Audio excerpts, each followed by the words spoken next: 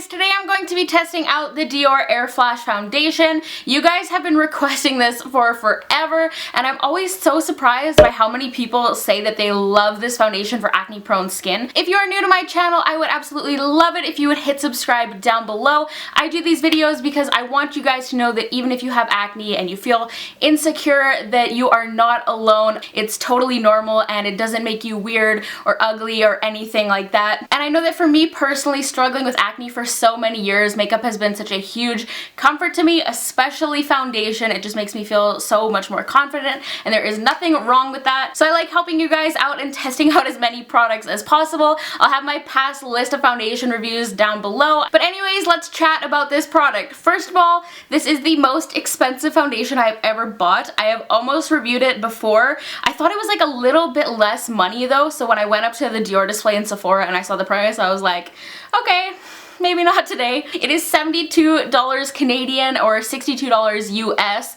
but you do get over twice the amount of product that you do with a regular foundation. It is 70 ml or 2.3 fluid ounces. Usually you just get 1 ounce of product, but because this product is in an aerosol can, I'm thinking that amount of foundation might not go as far as it typically would with like your standard liquid foundation. So if any of you guys watching like use this product regularly or anything, comment down below and let us know how long a can typically lasts you. I'd be really interested in hearing that. So the packaging for this product is a fairly large aerosol can. You just get the little spray nozzle on top and it sounds like a spray paint when you shake it up. It is available in 9 shades, not the best range. I picked up the shade Sand 301.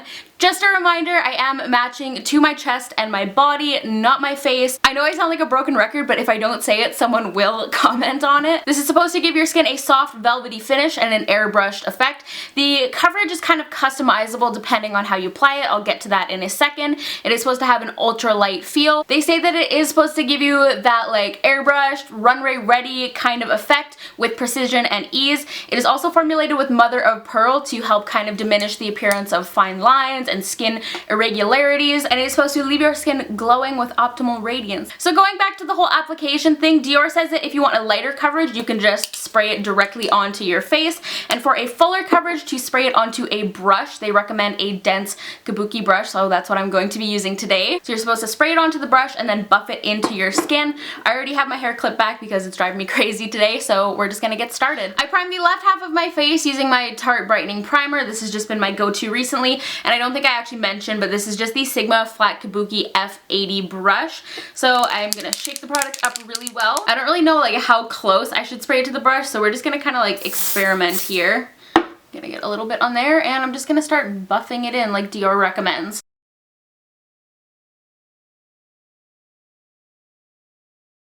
Okay, that was like literally all the product I got from the brush. I think I need to be a little bit more generous when spraying it. Okay, yeah, that is a lot better. I got a lot more product that time. So you definitely need to spray a decent amount.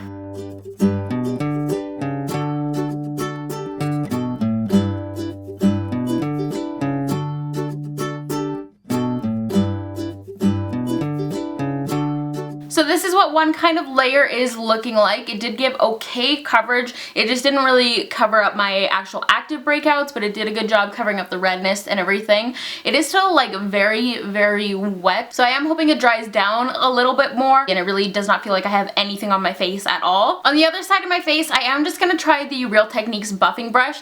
This is still quite a dense brush, but it's just like slightly more fluffy. I have heard that this works really well too, so just to compare, because this is a lot more affordable than the Sigma brush. And just start lightly buffing that on. Yeah, you can see it kind of just like completely cleared over this little spot where my skin's like a little bit peely on a breakout. Okay, this brush isn't too bad, but immediately it's a lot more streaky than the Sigma Kabuki just because it isn't so dense, and it's just kind of like smearing everything around a little bit more, so I'm just gonna finish off with this brush.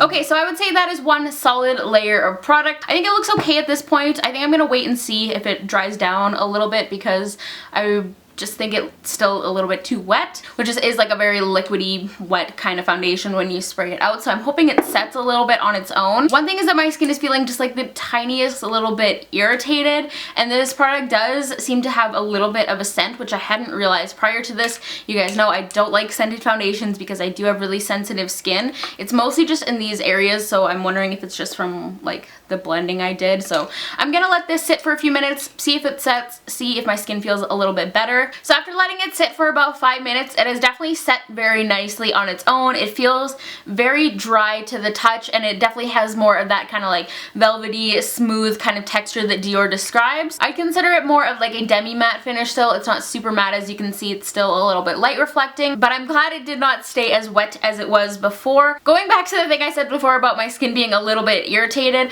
I just want to clarify that it's not like burning or like itching. I don't feel like I'm gonna break out in a rash. My skin just feels like the tiniest little bit uncomfortable, if that makes sense. I have sensitive skin to start, and being on Accutane, it's just even more sensitive, so just keep that in mind. I'm gonna try and build it up a little bit though, because there's a couple areas where I just didn't do the best job applying it, and I do still want a little bit more coverage, especially in here where my redness is still showing through.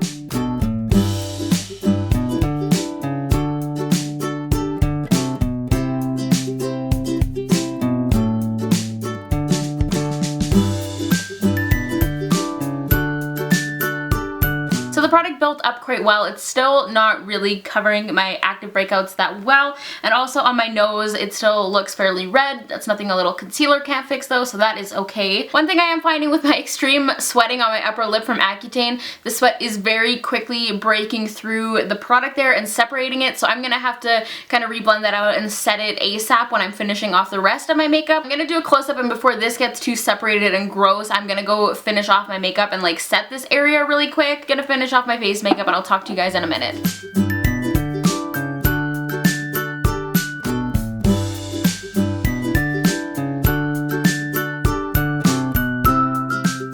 So my base is done. I use the NYX HD concealer. I set that with the RCMA No Color powder, and then on the rest of my face I did a super light dusting of the Cover FX illuminating setting powder. My brows turned out like super bold and crazy, so if you don't like them, sorry, not sorry. So first of all, this foundation does set really nicely on its own, but at the same time it doesn't set too fast to the point where you like don't have enough time to work with it and blend it in. So that's really good. If you're worried about like transferring and everything, I'd say this foundation is really good so far, at least. And I think the overall finish of it honestly looks really nice. It does look very velvety and smooth in my opinion, and it looks pretty good even on the areas where I do have texture and pores. So that's always really good. I think it is just generally quite flattering on my skin. I think it does have like a really nice natural finish, and it really still does not feel like I have foundation on my face at all. If I wasn't on Accutane and my skin was still more broken out, I probably wouldn't like this as much because I would have had to do a lot more spot concealing, but just like a couple little blemishes is fine because it did cover up my redness and hyperpigmentation really well. But I think that's all I have to say about it for now. I'm going to do a couple quick close-ups, and I will updating you guys throughout the day.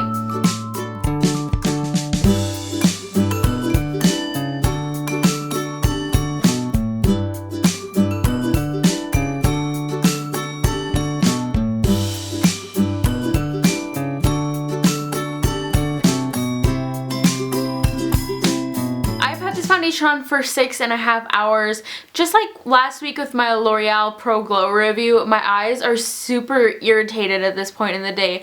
So if I'm like squinting, that's why. But I have to say I am really liking this foundation for the most part. I feel like it's just so smooth and velvety like they say. I feel like it looks really flawless on my skin. If you watch me, you know that I pretty much always say the foundations kind of like crease around my mouth area, like where I smile and everything in here. And this foundation has not done that at all, and when I realized that, I was kind of like, It gives the product like instant points in my book when it doesn't get creasy around my mouth area. It's not holding up super well against my Accutane sweat, but otherwise I think it does look really nice. I feel like this could potentially work for a wide variety of skin tones. The one thing I will say is that it's not like a hydrating feeling foundation at all for me personally, and it doesn't claim to be. I wasn't expecting it to be, but it's like it might be a little bit dry if you do have a drier skin type, so you may want to use like an oil or something beforehand. but for like normal combo oily skin, I think it'll be totally fine. Just getting up closer so you guys can see it a little bit better. I feel like it was slightly more matte than I would like once it really set down,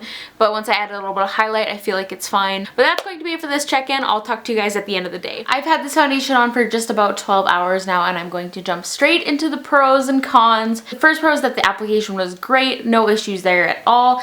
It also had a very solid full coverage, I would say. The only thing it didn't cover up super well was my active breakouts, but there's always concealer for that. And I feel like it has truly customizable coverage. You could definitely just do a light layer, but you can build it up to full coverage. And it does feel really lightweight on my skin. Like, it really does not feel like I'm wearing foundation. It set really well and it was very transfer proof to the touch. It's not cakey or creasy like in the slightest. And I feel like my skin just looks so smooth and even. Like, every time I would catch my reflection today, I'd be like, damn, my skin looks so smooth. I think I would like it a little bit better if it was just slightly more radiant, but I think for like combo to oilier skin types, this is going to be a really good finish if you don't want something that's like crazy matte. And it has worn perfectly well throughout the day. It's even, I feel, gotten better looking as the day goes on. It looks fine with and without a primer. The only thing I would say is that my blush and bronzer has got a little bit patchy in here, but I also do lean on this side of my face a lot of the time. So my only cons are the fragrance. My skin seems to be totally fine with it now. I think my skin was just being picky and weird earlier because I don't feel like any irritation or anything now. And the other con would be the price. So I think you can tell from that list of pros that I am really liking this foundation. This is kind of a tricky one though, because there are so many different foundations out there, great foundations at all different price points. While I do personally think this foundation is great, there's just so many options out there. So if you can't afford it or just don't want to spend the money, I don't think you're going to be like horribly deprived of anything. Like, I honestly love pretty much everything about it, but at the same time, it's not like completely blowing me away like, wow, this is the best foundation I've ever tried. This is phenomenal. It's a good product, but there's lots of other foundations I love. I would say that if this is a foundation you've been thinking about buying, you can afford it, you're into more like luxury high-end makeup, I would say go for it. I don't think you'll be disappointed, honestly. I'll definitely continue to use it because I have it and I do like the results, but would I repurchase it?